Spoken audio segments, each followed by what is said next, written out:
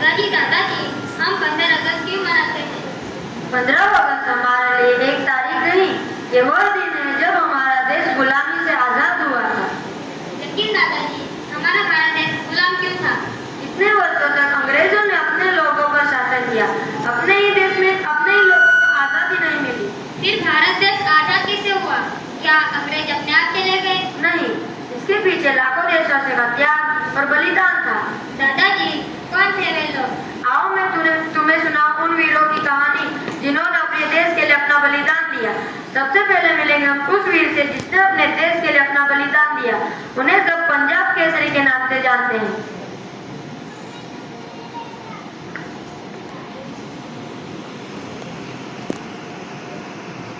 मेरा नाम लाला लाजपत राय, लोग मुझे प्यार से पंजाब केसरी कहते हैं। जब अंग्रेज सरकार ने हमारे अधिकार को कुचलना चाहा, मैंने अपने देशवासियों से कहा, डरो मत, अपने अधिकार के लिए आवाज उठाओ। जब साइमन कमीशन भारत आया, हमने इसका विरोध किया, क्योंकि भारत के बारे में निर्णय सिर्फ भारतवासी ही कर सकते हैं। हमने नारे लगाए, साइमन कमीशन वापस जाओ, साइमन कमीशन वापस जाओ, साइमन कमीशन वापस जाओ। लाठियां चली, मेरे सिर पर चोटें पड़ी, लेकिन मेरा हौसला नहीं टूटा। मेरे सिर पर पड़ी हर लाठी की चोट अंग्रेज हुकूमत के ताबूत की कील साबित होगी। आजादी हमें बीच में नहीं मिली, यह अधिकार हमें छीनना पड़ता है। वंदे मातरम। फिर आए ऐसे नौजवान जिन्होंने अपने नाम लाखों को आजादी दिलाई।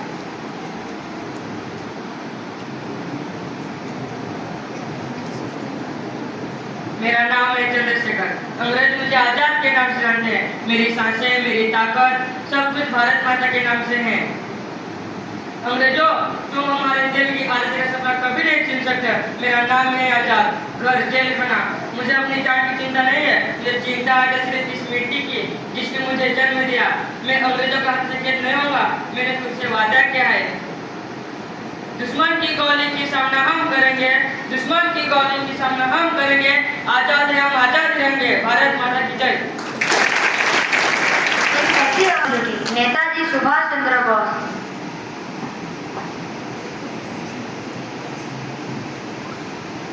हिंदुस्तान के स्वतंत्रता के सिपाहियों, हमारा लक्ष्य भारत की पूर्ण स्वतंत्रता है।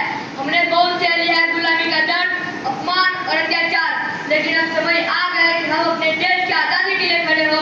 हमें अपनी मातृभूमि के लिए लड़ना है और अंग्रेज हुकूमत को भारत से बाहर करना है। हमारी कुर्बानी व्यर्थ नहीं जाएगी। हमारे खून की एक एक बूंद भारत की आजादी की नींव बनेगी। मैं आपसे एक ही चीज मांगता हूँ, तुम मुझे खून दो, मैं तुम्हें आजादी दूंगा। जिसके अंदर जुनून नेता हुआ कभी महान नहीं बन सकता, जिसके अंदर जुनून नेता हुआ कभी महान नहीं बन सकता। जय हिंद।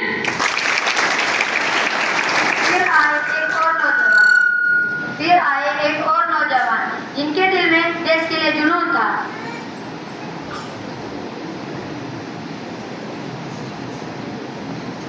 मेरा नाम भगत सिंह है।